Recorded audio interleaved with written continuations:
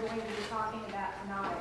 When I first ran for state rep in the primary of 2012, I got an email from a constituent, and I hadn't met this particular young man yet, but he was extremely concerned about the border wars between Kansas and Missouri. And in particular, he was really concerned about the tax incentives and the money that was just flying across the state lines to attract jobs. And a few months after we talked, we had a great conversation. He was a very smart young man. His background was in economics, so I learned a lot from him. And a few months after our conversation, he sent me an email link to some articles that appeared in the New York Times about the very issue of tax incentives. And lo and behold, Kansas and Missouri were mentioned in this New York Times article about the border wars they were having. And they actually interviewed Donald Hall of Hallmark, and he's one of the business leaders who has really tried to stop this from going on. And he made a really good quote. And he said, and this use of incentives is really transferring money from education to businesses. A few months later, there was another article that appeared in the Kansas City Star about the same issue. And by this point in time, Donald Hall had done some research. And he found that of all this money going across state lines trying to attract jobs, the net result was a gain of 595 jobs for Kansas at a net cost of $323,000 a job. So I just kind of wanted to share that with you to start off our discussion. We are first going to call upon our policy experts, and then we will call upon our elected officials. So our first policy expert is Tom from the Missouri Budget Project. So welcome, and we are looking forward to hearing what you have to say. Okay, I'll better start saying it then. First of all, I'd like to thank Dr. Reed and everyone for inviting me to appear at the forum here today. It's a pleasure to be over here on the western side of the state. I was mentioned I am from St. Louis and did go to UMSL. I cannot deny that. But in the interest of graciousness, I'm probably going to be the first guy from St. Louis that's a big Cardinals fan. I'm no longer bitter about the 85 World Series. I've moved on. I'm over it. It happened. You wouldn't try that. Okay. I've moved on. You know, that happens. It also helps I'm a former umpire and I have a little empathy for blowing a call because Lord knows I did. Yeah. And then we're on top of that. Anyway, okay, well, let's get on with it here. Okay, what I'm going to talk to you about tonight is kind of give you a little perspective on where we stand with the state budget and why House Bill 253 would not be a good thing for the state budget, and answer some questions if there's time and interest. So, as was mentioned, I worked at the state budget office for a long time, for 26 years, and kind of familiar with how that all happens. And as a prop, I actually happen to have a copy of the FY03 budget, one of the last ones I worked on. So anyway, that's what I'm going to try and focus a little bit about the big picture state budget situation and how House Bill 253 would affect that. As you know, probably know if you keep up with this stuff at all, the states suffered through a pretty bleak revenue period, or pretty bleak during the Great Recession that began in '09. And state actually had revenue declines for 3 or 2 consecutive years. And even though our revenue picture improved quite a bit in fiscal year 13, the fiscal year that ended a few months ago, the idea that the state is in great financial shape, has some kind of a surplus to work with, and is utter nonsense. So let me give you a few facts here to support what's really going on. It is true that state revenues in Missouri grew about 10% in the fiscal year that just ended. However, a lot of that money, and that's good. I don't want to be a gloomy economist all the time. It's good the state has some decent revenue growth, and that's certainly helped the situation. Don't let me be clear about that. However, that said, a lot of the fiscal year 13 revenue was of a one-time nature. The state got some money from a legal settlement with mortgage companies that brought in a little under $40 million. But much more importantly, the state got a lot of revenue because of federal tax law changes motivated people to realize capital gains in calendar year 12, and there was a big boost in revenue that Missouri, and indeed most states, got a big boost from their income tax, states that have an income tax. So the 10.1 revenue growth was good, but a lot of it's a one-time nature, and it's not going to be repeated. And the other kind of salient fact here is that even though the revenue growth was pretty good last year, the state is only back to roughly where it was in fiscal year '08. So the state's only slightly ahead of where we were in fiscal year '13 with fiscal year '08. So it took the state 5 years basically to get out of that revenue trough. And the other thing I can do as an official economist, I know how to do this where you adjust for inflation and stuff, and I did. So the state's real purchasing power in fiscal year '13 is still about $600 million below what it was in the kind of the pre-recession period. So state's financial situation is a lot better, but the idea that we're in great shape and people are singing happy days are here again is just doesn't square with any known set of facts. And so I want to make that point kind of out of the gate. And it's also important to understand that even with the state having a good financial year last year, the state still has extremely low tax burden. I know we got some econ students here that know all about that. So for this purpose, I'm defining tax burden as state revenues divided by state personal income. And by that measure, Missouri is still at historic lows, even though we've got a little bit of an uptick. We are well below where we were in the mid-'90s and even below where we were in the 1980s. And that is state general revenue as a percent of the economy, as a share of the economy. So Missouri was, it is, and remains a very low-tax state. I think it's important to point that out. Okay, so that's fun facts to know and tell. How is that affecting the budget? Now, obviously, we don't have enough time to go through all of that, but I have a few highlights or lowlights here that I think are worth mentioning. Most people who follow state government, most people who have an interest is on both sides of the aisle, I might add. I think it's important to fund education properly. I think there's a pretty good consensus on that. But Missouri's not collectively putting its money where its mouth is right now. The state passed a change in the lower education funding formula back in 2005. It was actually signed into law by Governor Blunt, who was, of course, a Republican, passed by a Republican legislature. So the new foundation formula that they developed then was a bipartisan product, okay? And the foundation formula now is currently in the neighborhood of $600 million underfunded. So that's one area where the lack of revenue has been a big problem. The state higher education, we'll more about that in a second. There was a bill, as Senator Loboto can tell you about, made considerable progress about developing a formula for higher education funding, and that bill did not pass, but it would require an additional somewhere around $400 million in new funding. Okay, so you're keeping score out there up to about $1 billion.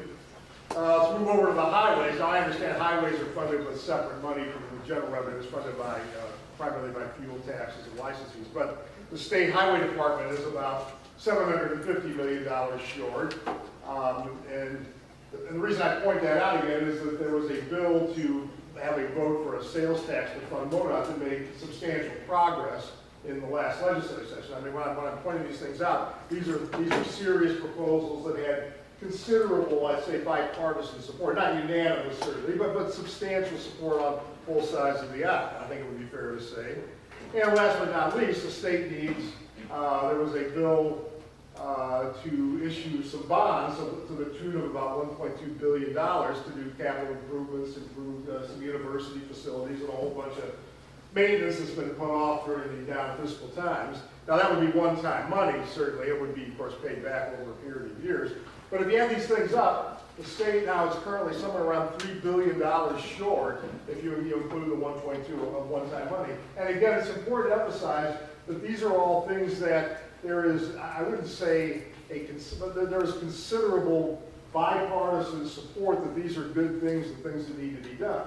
So we're $3 billion light or thereabouts. So that's sort of the irony. And interestingly enough, in my home district where I live, our senator is a gentleman named Mike Kehoe, who's a Republican, who is a strong supporter of the bond issue, but is also a supporter of House Bill 253, and is also a strong supporter of enhanced funding for MoDOT. So there's a little irony here that people aren't connected to dots. But leaving that aside, we're certainly faced with some of those sort of odd situations in a matter of fact. So, as I mentioned, the area of the state budget focus on a little bit more here is the education funding. As I mentioned a moment ago, the foundation building is about $600 million short. And I did some new calculations just the other day, and I found out that since the beginning of the recession in fiscal year '07, state aid to local school districts in real terms has declined about 9%. Now you might hear people say, well, our funding for education is at record highs.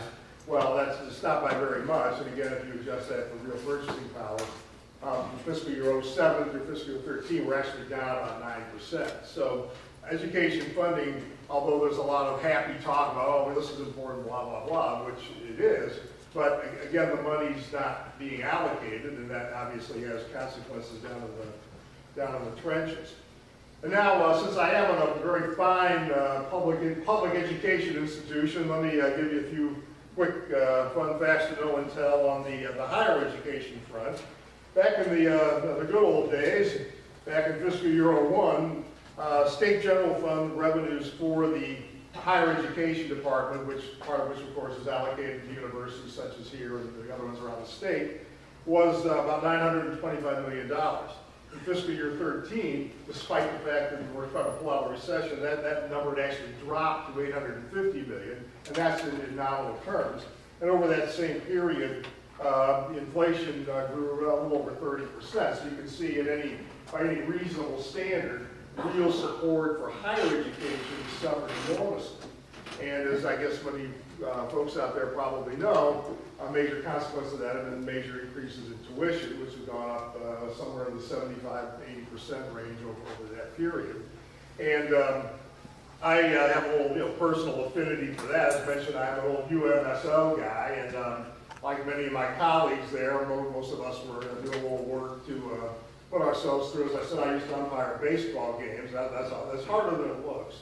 But and with these tuition increases, I suppose a lot of you folks out there have working on your own to help pay the tuition. But I imagine it's a whole heck of a lot harder today than it was back in the '70s when state support was certainly better than it is now. So I think it's important, that people that are out there, striving and working to try to get an education, at least have a kind of a fighting chance in terms of the state doing its share of making college affordable. And I say that has a lot of personal appeal to me, having involved in that, and many of my colleagues and fellow students at UMSL were almost kind of the same boat as many of you may be now. So that's just important to know. Okay, so the state has a lot of funding needs, even though we're kind of digging out of the recession here. So let's get into a little bit of some of the specifics of this House Bill 253. As again, you probably all know, it's basically an income tax cut for individuals and corporations and businesses, and tends to be pretty regressive. And what it would do, when after 4 or 5 years being phased, it would cost the state, we believe, somewhere around $800 million on its major provisions. And one of the issues Dr. Eaton asked me to address specifically is some of the point made by some of the proponents who will say, well, this bill wouldn't be effective unless the state has $100 million in revenue growth. So we have this safeguard put in there, so you don't worry about it. Well, the tax cuts will only kick in if, in fact, we're having a robust revenue growth. Well, that sounds kind of good, I must admit, but as a professional budget man and veteran of the budget office, I'm here to tell you that that's largely bogus. So let me give you a little bit of detail on that, because this gets into a little bit of inside baseball, as they say, but I think this is worth knowing about. First of all, the state revenues in fiscal year '13 were a little over $8 billion. So if you had $100 million in revenue growth, that's only 1.2% revenue.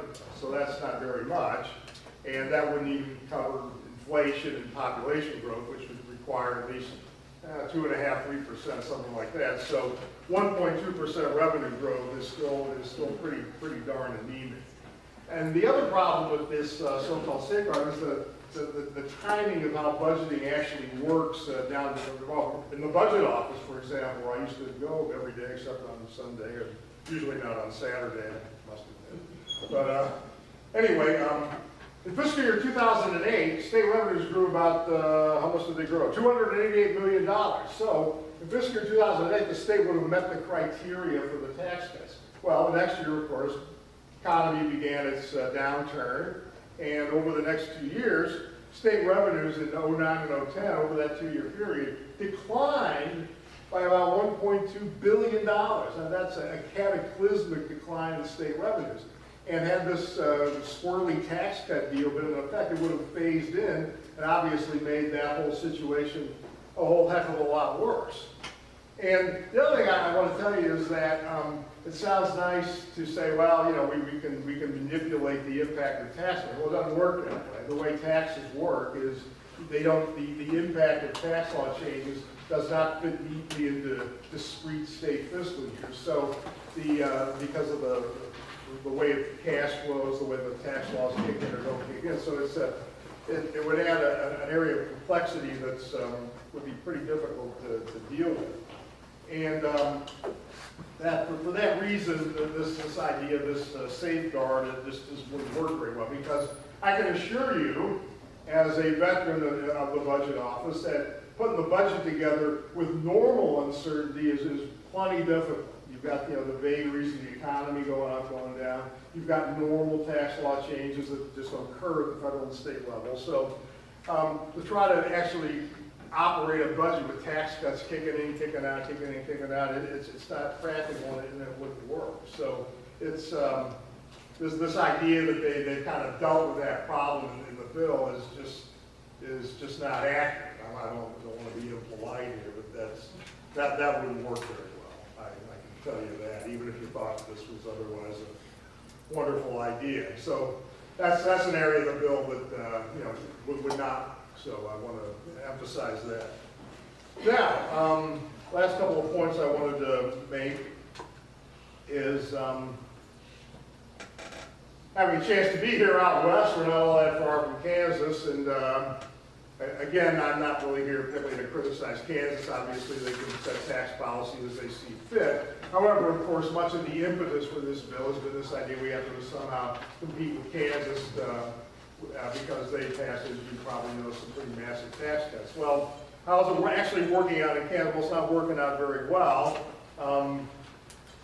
Got the latest information from the Kansas revenues for the month of August, and for that month, they actually declined by 9.4%. And for the first 2 months of the fiscal year, they declined around 8.3%. And at this pace, Kansas will collect $520 million less in fiscal year 14 than they did in fiscal year 13. And the Kansas budget is quite a bit, not quite, it's about 2/3 the size of Missouri. So a comparable decline in Missouri would be $800–900 million in 1 year. So the idea that this is sort of, you know, boosting the economy of Kansas and is actually bringing in more revenue just isn't true. I mean, if you look at the actual numbers from the Kansas Budget Office, Department of Revenue, they are experiencing a revenue meltdown of epic proportions, really. And this is in a period of generally an improving economy. I understand that we still have some high unemployment. The economy's still got some ways to go before we're completely back where we'd like to be. But the economy is a heck of a lot better than it was a couple of years ago. And to have a revenue meltdown in the midst of an improving economy is just crazy. I mean, the thing going on in Kansas is just not working out very well at all. So, and this isn't my opinion here, folks. This is a fact. I mean, you can go on their website and look up what their revenues are. They are what they are. So, a few other things on the economics here before I'll finish up. It is certainly, of course, desirable for state tax policies to improve the economy and bring jobs to the state. No one disputes that, of course. But to generate $800 million in revenue for the state, which would what it would take for this to be, House Bill 253 to be revenue neutral, would require the state to generate somewhere around 500,000 jobs. I mean, it's the ability of tax policy to have that big of an impact just is not going to happen, particularly in Missouri that already has extremely low business tax. And we already rank at or near the bottom in corporate tax, and we've already all but eliminated our corporate franchise tax. If cutting business tax, having low business taxes was indeed the key to economic development, Missouri would be awash in jobs. that's not the case. Missouri is economically is doing okay, but we are not benefiting from this idea that cutting taxes all the time is the way to go, because again the proof is there. So, and 500,000 jobs in the county. Missouri has somewhere around 2.8 million in total employment. So the idea that it's going to increase by 20% is just nonsense. So, and you hear that a lot again from opponents. I mean, jobs are created by consumer demand and by the states investing adequately in education, infrastructure, and things that people actually need, not just by mindlessly cutting taxes. And kind of along those lines, again, just kind of answering one of the comments made by proponents as well.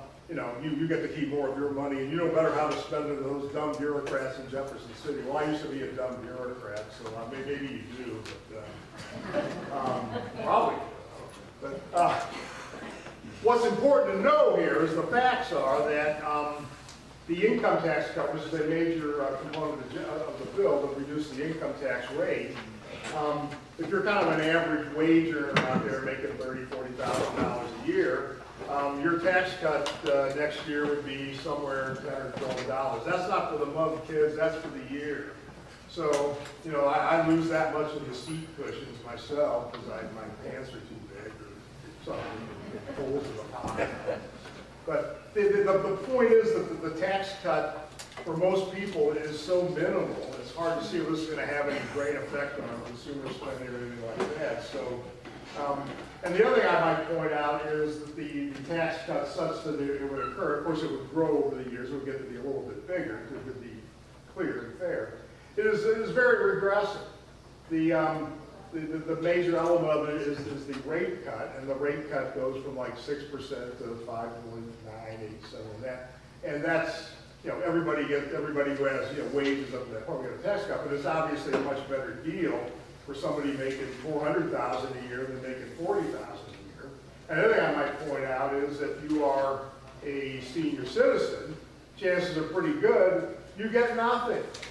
And the reason you get nothing is because most Social Security income is now exempt from taxes. So as an average income senior citizens pay very little, or in some cases no, state income tax. Therefore, reducing the state income tax rates isn't going to do you a whole any good or very much at all. So to sum up here, it's a huge cost to the state. Wouldn't do much to help the economy, if anything. Would actually probably hurt the economy by hurting the state's ability to invest. Would blow a massive hole in the state budget. And that wasn't enough. It's very bad for low-income people, very bad thing for senior citizens out there. So those are just some of the lowlights, but that's enough for me, I guess. So I'll certainly turn it over here to the rest of the panel, and of course be here to answer any questions as the evening moves on. So thank you very much for that.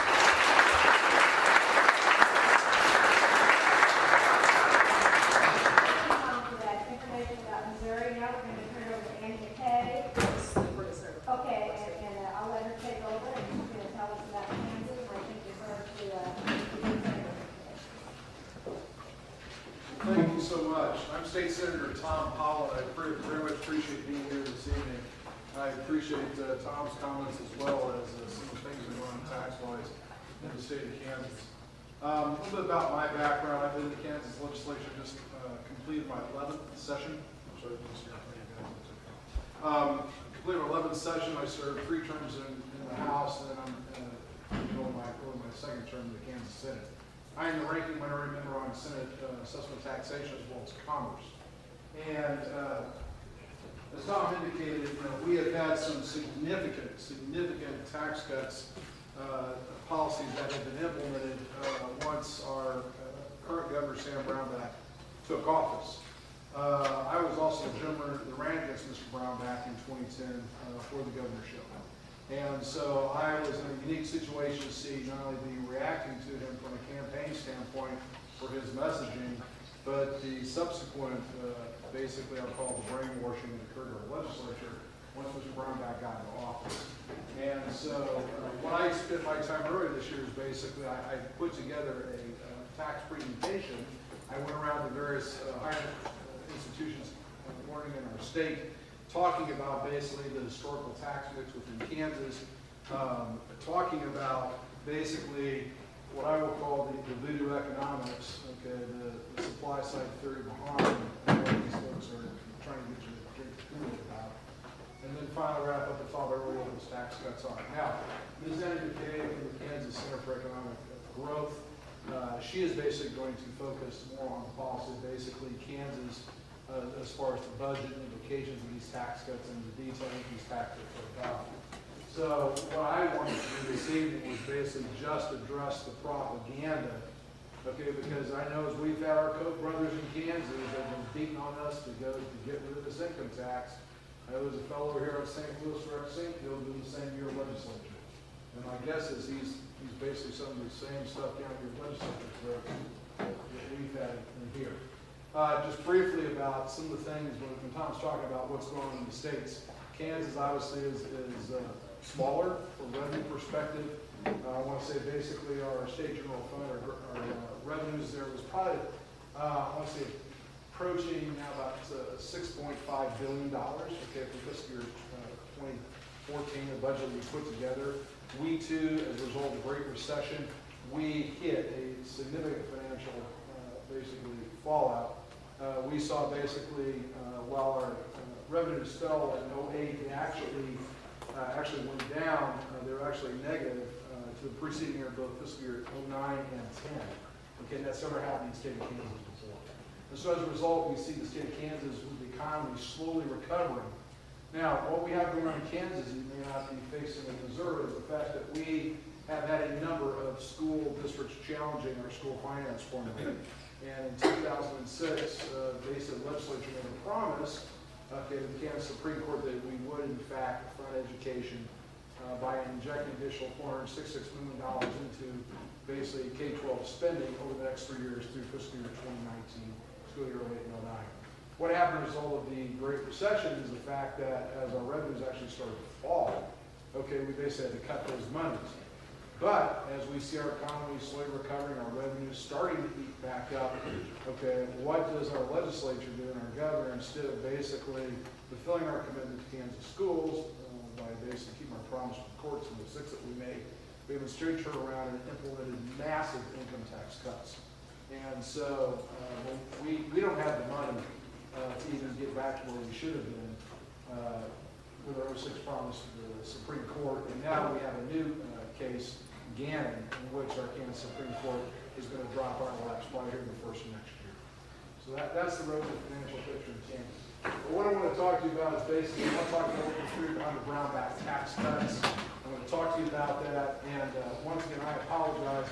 This is our second day of a special session we had. I'm on my Harley motorcycle. I've got to get back to Lawrence before it gets dark. So I'm going to blow through this and get out of here. But I do thank you for your time. How do I advance this? Keep on the keyboard. Okay, so we'll do a.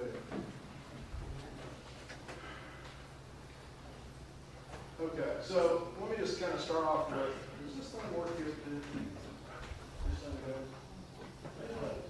Beautiful. Okay. Okay, this was candidate Sam Brownback, okay, back when he was running for revenue. I don't know if you guys heard this, but this is the drumbeat we got in Kansas. We got to look a lot more like Texas and a lot less like California. I don't know if you guys if you heard that message in your Missouri legislature, but this was the message that candidate Brownback came forward with, talking about his message for creating jobs in the state of Kansas. He goes on to basically say, once he got elected, when Governor Brown came to office in basically January 2011, the first year he really didn't do anything tax-wise, just kind of batten down the hatches, wasn't that much changes because we're still recovering from the fall from the recession. But basically, a year ago, beginning of 2012, this is when he came out firing for his massive income tax cuts. And so he came out basically talking about, where he says the last decade in Kansas was a lost decade for jobs. Here Kansas is working in 11 to January 1, fixing that as our top priority. So the whole message was this lost decade. Well, if you know anything about Kansas, you know we have huge aerospace manufacturing facilities across the state, particularly located in Wichita. And we look at basically our state gross product that precipitously fell during that last decade a third of that fall was directly related to basically a realignment of the aircraft industry. Companies were picking up and going overseas, getting out of Kansas.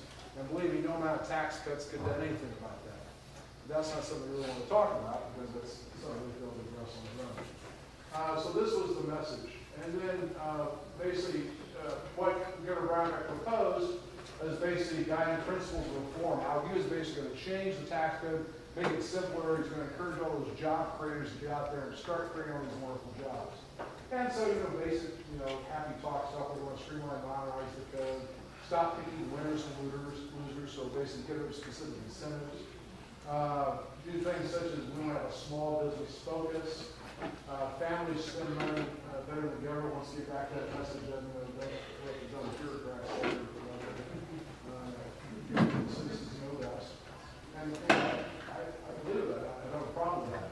But this was the kicker here. This was really the fifth guiding principle, and this is what drove it in the past years of what I'll call income tax bloodbath we had over there. And this was done by our consulting firm, believe it or not, Laffer Associates. Now, how many have heard of Art Laffer? You know what Art is, right? He's the founder of supply side economics. Okay, that's his company, Laffer Associates. The state of Kansas paid Dr. Laffer $75,000. Okay, basically to promote his book, Eureka, How to Fix California.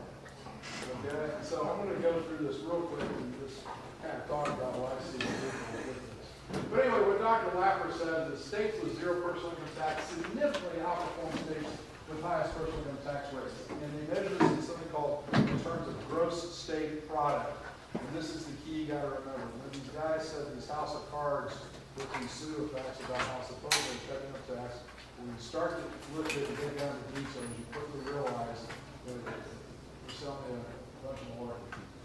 And so, that was the message here, is that basically we need to be a zero income tax state. And that's what the governor said, is his goal is to get us to zero income tax revenue. Well, if your state of Kansas, and I don't know what Missouri looks like, but basically your local units are primarily driven by, I would assume, by property taxes, right?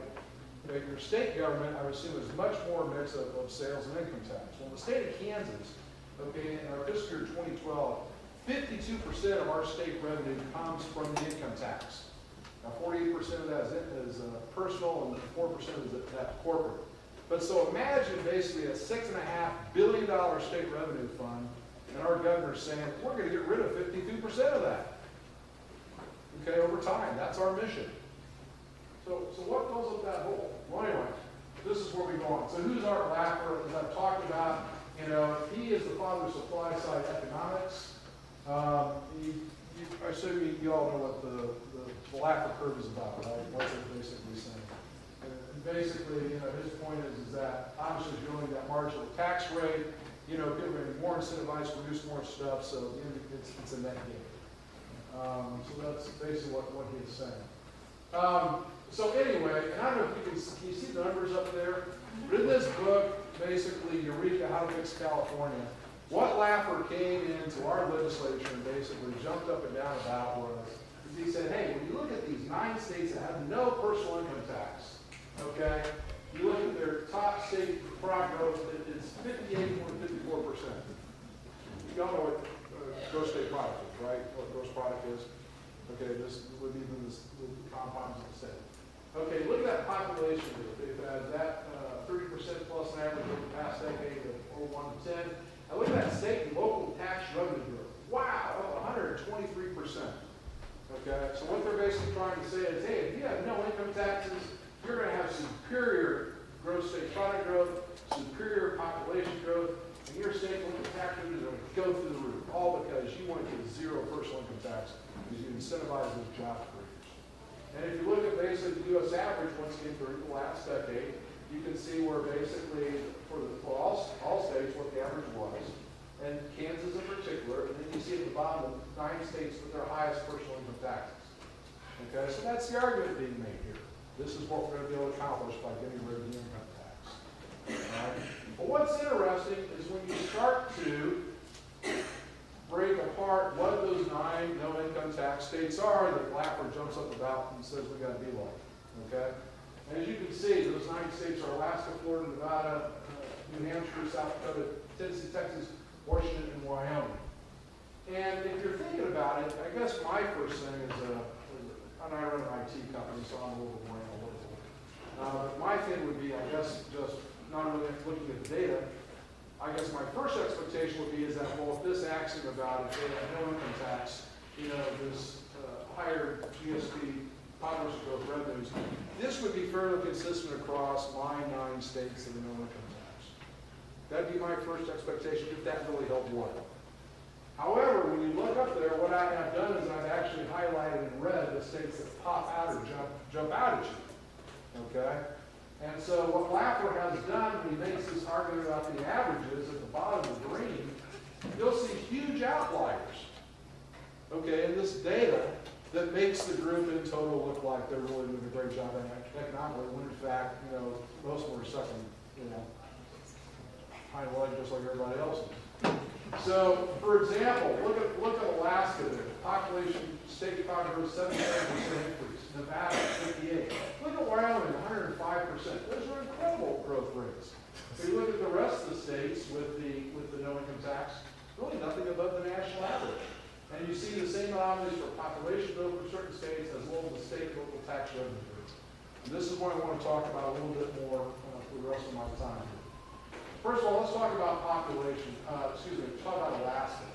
Okay, so what you find, a lot of these states have they're very small population, lots of federal lands. But look at Alaska, which is one of these 9. Okay, the second least populated state that leads the nation's state local revenues during this period of 2001 to 2010 for severance and royalty revenue at 53%. Okay, that's the bulk of their state revenues. Okay, well, guess where that comes from? Oil, energy, okay? Now they're sitting on more oil, they know what to do with it, okay? But what you see is during the last decade, and this allows for the explanation for the jump in the gross state product that Laffer talks about, this so-called economic development of jobs creation.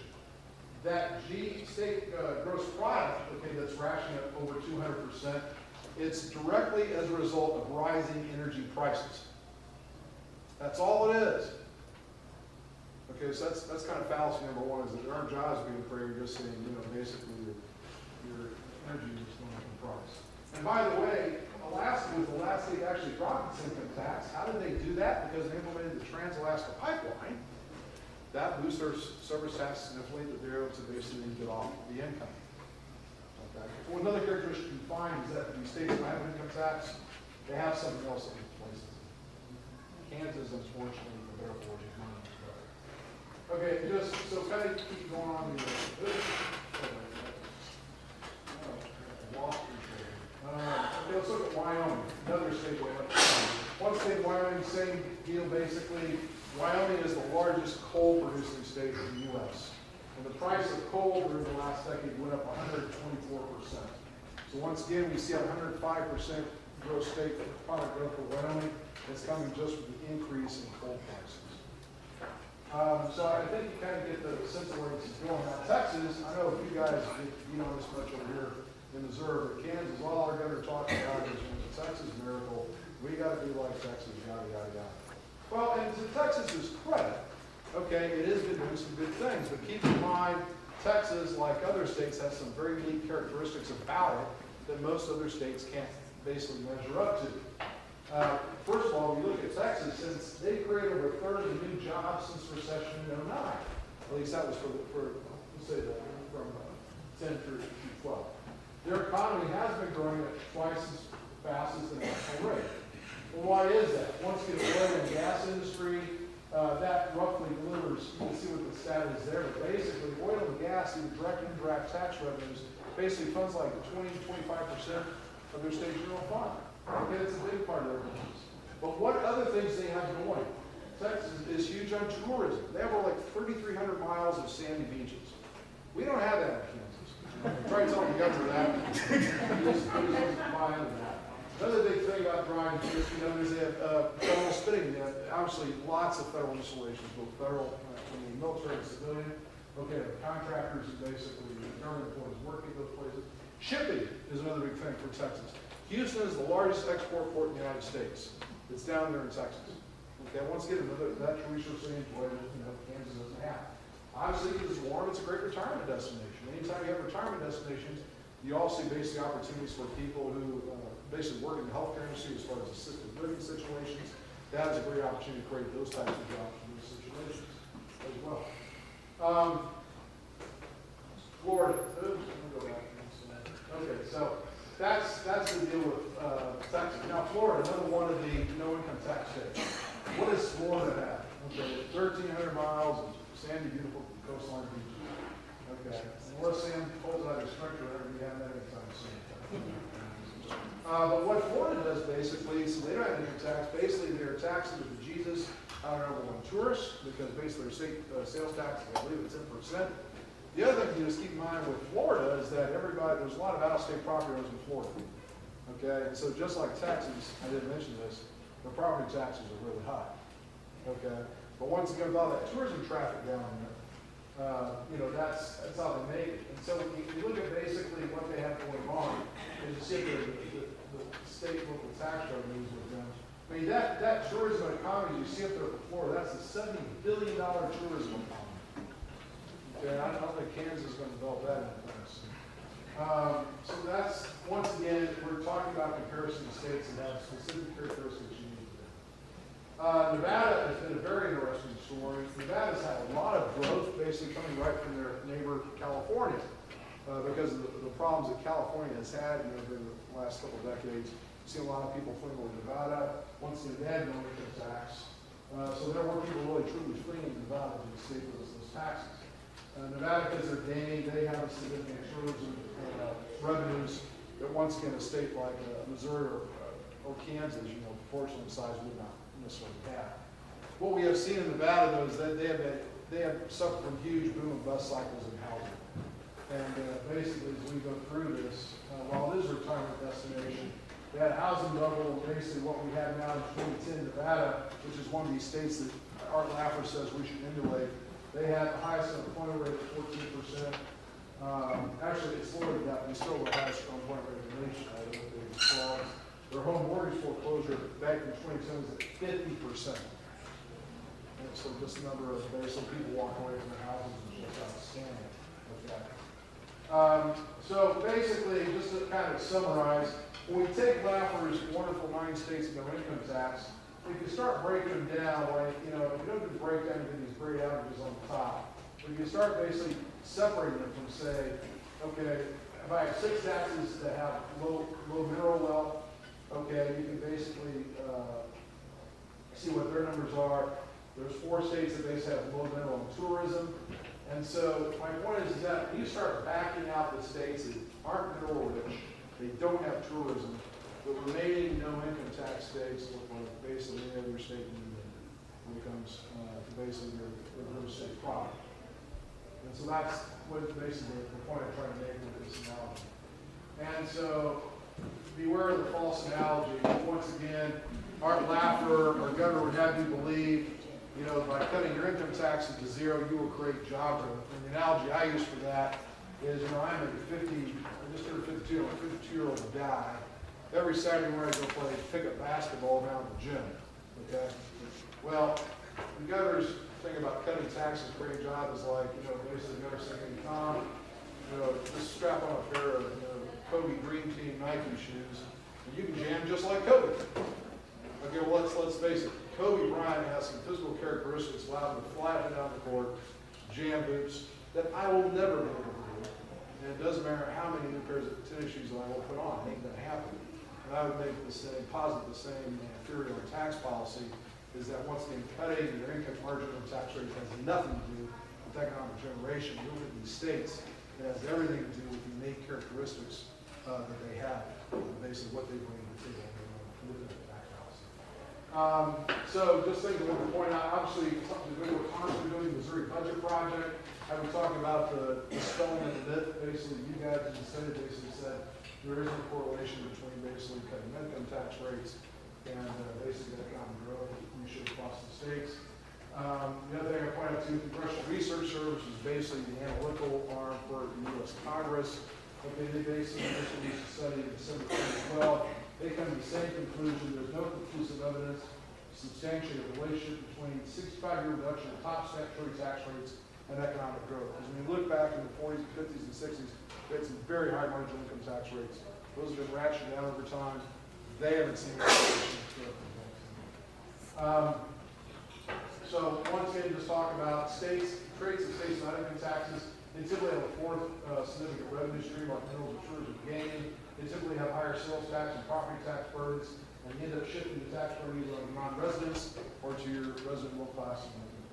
And so that's it. I appreciate your time for hearing with me. But by golly, don't believe what Representative Sinky is telling me.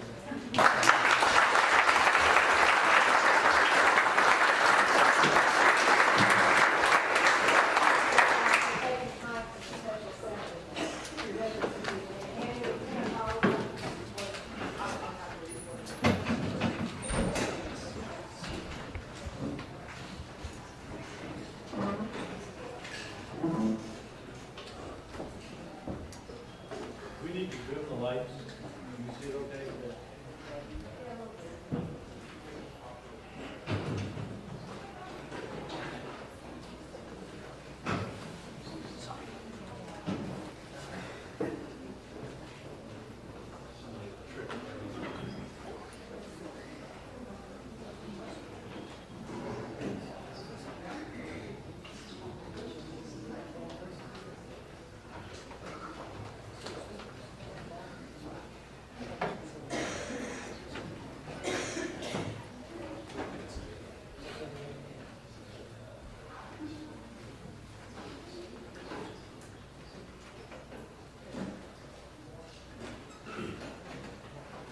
Well, I appreciate Senator Holland sort of setting up, and Tom as well. I think, you know, a lot of the points I'm going to make, Tom's already made, so I can sort of say ditto to many of them. When he talked about Missouri's tax policy will blow a huge hole in your revenues, it already has in Kansas. When he talks about it will disproportionately impact low-income Missourians, it already has disproportionately impacted low-income Kansas. And so what I really want to sort of talk about is some early observations on Kansas's glide path to zero, which is how our governor and proponents have characterized our tax experiment, and talk about some of the outcomes we've seen thus far. And then also, as Senator Holland mentioned, talk a little bit about some of the impacts it will have on being able to invest in the things that we believe and other economists say do attract businesses to our state. So the Kansas tax policy, I'm not going to go sort of out to the weeds on the details of the tax policy, but the tax cuts that we passed in 2011 and 2012 were greater than any other state. And we doubled down on that in 2013. And in doing that, we made some pretty significant changes. We have left Kansas with inadequate resources. We kept the sales tax from sunsetting. And we had to do that because Kansas does not have the revenue moving forward to be able to fund education and healthcare and Medicaid coverage and public safety and transportation. So right there, when Senator Holland said the other no-income tax states have higher property and sales tax, we're already seeing that come to fruition in Kansas by disallowing that sales tax to sunset that was supposed to. We also know that the poor or low income were disproportionately impacted, and I'll show an analysis done by the Institute of Taxation and Economic Policy on a slide here just in a moment, which breaks that down. Similar to what Tom said of the Missouri proposal, we see that really it's only the top 5% of Kansans that saw the most significant break from our tax packages that we passed. It also is going to leave us as a state unable to invest or respond to emerging needs or opportunities. If we go through another recession or another crisis, we are going to be hard-pressed to find the areas to cut in our budget.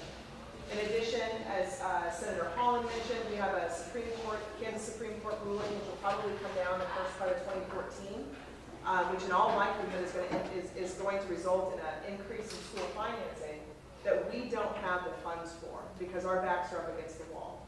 We also can't respond, as I mentioned, to emergencies. There is no room in our budget to expand Medicaid. So even if we had a state and a governor that desired to do that, we're unable to because we don't have the revenue to support it. We had our own self-created fiscal cliff, and Senator Holland mentioned our dip in revenue during the recession. Unlike other states, Kansas relied on spending cuts to make up that gap. So whereas some other states relied on some revenue-raising measures, we cut budgets. And we did so in such a way that now, as we move forward with these revenue gaps created from our tax policy, we really don't have any more wiggle room left without seriously harming our investments in neighborhood schools and world-class universities and transportation and safe communities.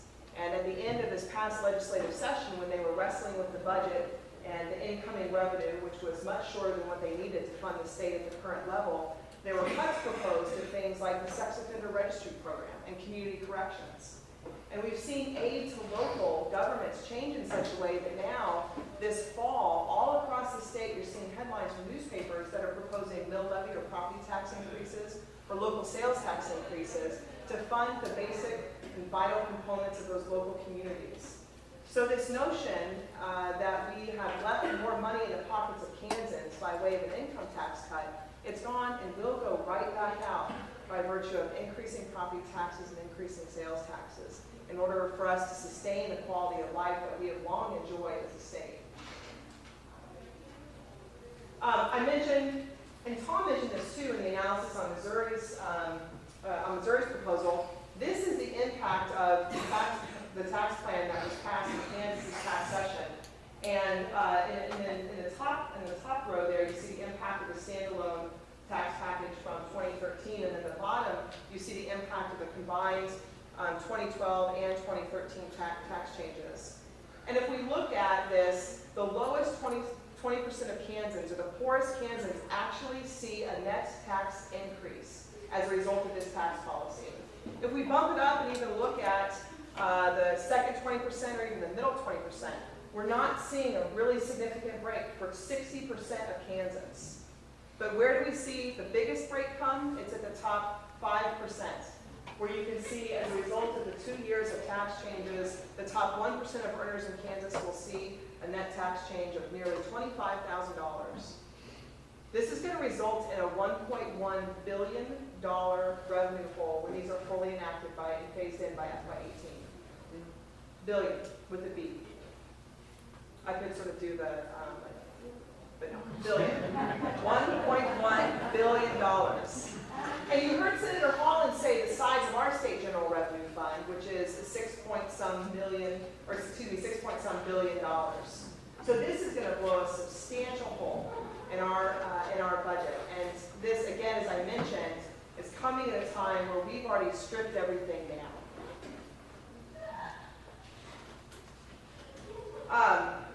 One of the sort of notions is that income tax cuts will lead to economic growth. And to piggyback on a number of things that Tom said as well as Senator Holland, this hasn't come to fruition in the states that we've seen make income tax cut changes. In the first half of this year, so the majority of Kansas's tax policy came into effect in January 2013. So in the first half of 2013, if we look at the analysis around jobs creation, we, Kansas, are actually lagging behind 3 out of 4 of our neighboring states, and we're well below the national average. Missouri, Nebraska, and Colorado are all creating jobs at a faster pace than Kansas is. In addition, our unemployment rate has risen every month this year. You heard Tom mention our revenue collection. The only thing that kept us above water for the last fiscal year was what kept a lot of states going and what added to a lot of state coffers, which was accelerated income as a result of the federal tax changes. That resulted in about a $90 million bump to income tax collections. One time, we'll never see that again, and it's the only thing that kept us floating. Had we not had that, we would have run in the hole for our last fiscal year as well. And as Tom mentioned, we're projected to have a pretty big shortfall for FY14. When we look at the states with no personal income tax, they experienced job growth that was essentially identical to the high tax states between 2002 and 2011. Now, a lot's been made about Texas's job growth. Does anybody know where the majority of those, the majority of those jobs come from, or what areas they're in? Low-income jobs. Texas also has the highest poverty rate in the nation. They have the greatest number of uninsured individuals. And so when we look at, in terms of the jobs that we want to bring to the Kansas economy, or I'm sure that you want to bring to the Missouri economy, they aren't low-wage jobs. That's not going to be a benefit to our residents or to our state economy. When we look at the states that enacted major personal income tax prior to the recession in the 2000s, they were as likely to lose economic ground as gain it. And the 3 states that did gain economic ground, as Senator Holland mentioned, were all oil-rich or resource-rich states. A big deal in Kansas has been made about migration. We've had our governor go to other states, Illinois, New York. He might have gone out to California on his tax refugee tour, where he was inviting residents to move to Kansas because we were a friendly state for income taxes. And the fact of the matter is, they make a lot about migration out of Kansas, but when I analyze the migration data, the governor and others will frequently say, we are losing people to Texas every day.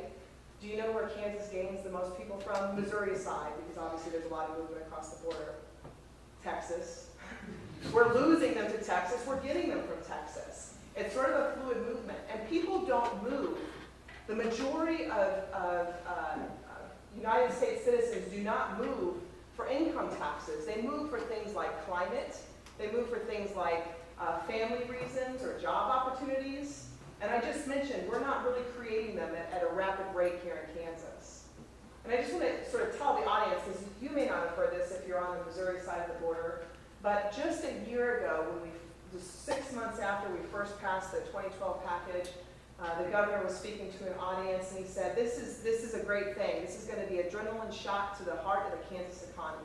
And I got to tell you, if this is an adrenaline shot, and it's going to take 5 years, I don't ever want one. Because that's what we're facing now, is this alleged adrenaline shot that we were fed as a state and that we believed in, is now, the tone has changed quite a bit, where you have the Secretary of Department of Labor, the Secretary of Department of Revenue, and others saying, well, okay, maybe not an adrenaline shot, but it's going to come, just wait for it. Meanwhile, we're losing revenue, we're losing the ability to invest in the key things that are important to attracting businesses to our state. So, a couple of future implications in terms of equity issues. This is going to lead to greater income disparity, as we're seeing in some of those no-income tax states like Texas and Florida. But we see the income disparity in those states growing pretty rapidly. And it's going to lead to other problematic outcomes that are not going to be attractive to businesses. We're not going to be able to hold Kansas up as an example and a model when we have abandoned our investments in transportation and neighborhood schools and those other things that are really critical. We're going to continue to have revenue shortfalls, as I mentioned, with those significant consequences. There's going to continue to be a growing gap between the resources that we have and what it takes to invest in a world-class economy and in a state that's positioned to attract businesses. And we're going to be scrambling to maintain those investments. A lot of times when they were talking about, and the governors and others would say, look out Texas, here comes Kansas. I got to tell you, those things are not what we should aspire to be like as Kansans, and I would say the same thing for you as Missouri, border war aside. We shouldn't look like Texas, we should look like the values that we've long held. And in terms of some of the quality of life indicators, when they mentioned those things earlier on, we released a brief called It's Not Always Sunnier in Florida. And we looked at some of those quality of life pieces, and when we expanded out beyond Florida and Texas, and we look at the other 9 no-income tax states, Kansas fares far better on things that are important to Kansans in general and also quality of life.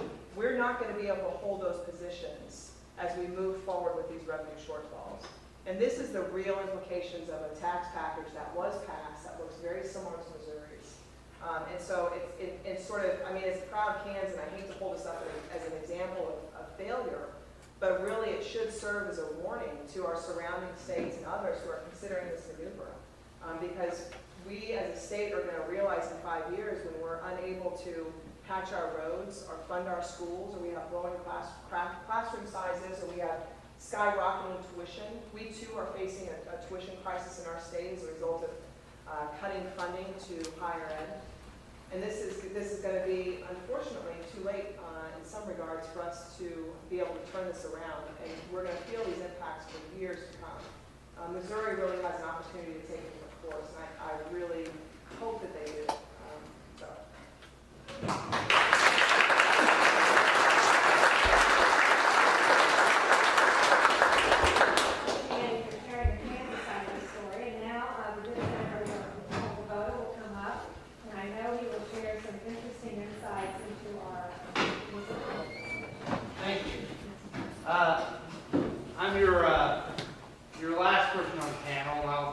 sum it up, I think they have some tremendous facts that you've heard tonight.